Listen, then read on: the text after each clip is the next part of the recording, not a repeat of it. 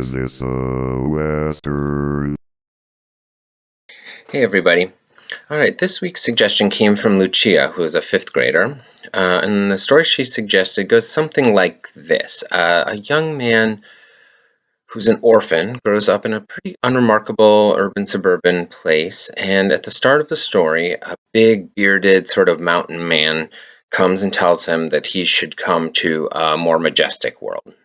And so first he must get outfitted and get his supplies. So he goes and purchases the supplies he needs for his journey, most crucially, perhaps, his weapon. And it turns out that the weapon that is selected for him is the perfect matched pair of his nemesis, the weapon of his nemesis, who is the bad man, the villain who killed his parents. And once he gets his supplies, he gets on a locomotive and travels to this majestic country. Once there, he learns to duel, but he never shoots to kill. He mainly aims to expel the weapon from his opponent's hand. And eventually, he learns to sort of speak to calmly some equine creatures and even ride them. And but eventually, it becomes clear that the law will not properly pursue the bad man. And so the hero decides he must become a vigilante. And so he sets off with his posse, and they travel in a tent, carrying a tent across often harsh landscape. They even have to rob a bank at one point in order to pursue the bad man. And eventually, it comes down to a duel at dawn, one-on-one, the hero and the bad man daring each other to fire first. This story, of course, is Harry Potter. And thank you to Lucia for sending it in. It happens that this story has played a big role in my household in the past month and a half. We were going to wait to finish the series till our daughter was a little older, but she really wanted to, and 1,500 pages of reading didn't seem like such a bad idea.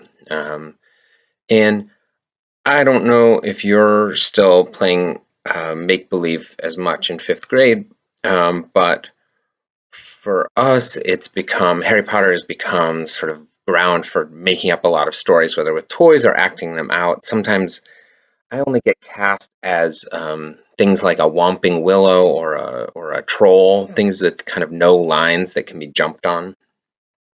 But I was thinking about, in the same way, in the past 20 years, that Harry Potter is a big kind of place for kids to play, a land for kids to kind of imagine they're playing in.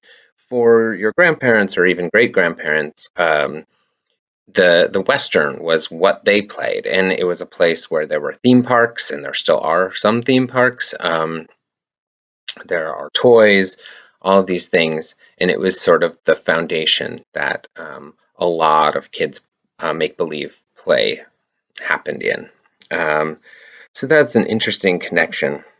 Of course, the weapons here are not guns, they are wands, and the equines are not exactly horses, they're hippogriffs. The bearded man is actually a half giant named Hagrid. But there are certainly echoes of the Western tradition in this story. And maybe it's because I was just finishing book 7, but it struck me that this issue of the weapon is a fascinating connection. At the Autry Museum, we have this kind of really renowned collection of firearms, and what sort of explains the aura that those have and the gravity that they have and why people are attracted to them.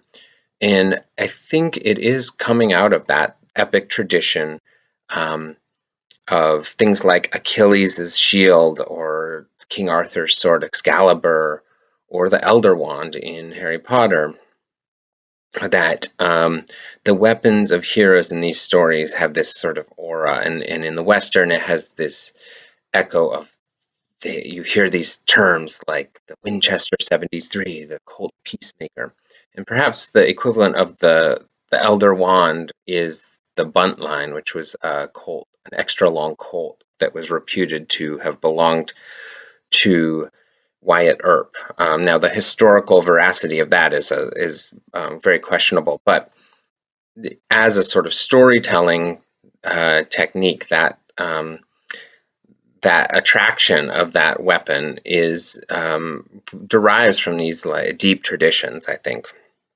So that I think that is a fascinating connection, as well as the train and the landscape. My When I suggested it to my daughter, is Harry Potter a Western? She said, well, they do kind of go to a grassy desert where they're camping. And I hadn't really thought of that, and she thought of the hippogriffs too. Um, so I think all in all, when you factor in all of those elements, I think, as always, we must say, sew some fringe on that invisibility cloak. It's a Western.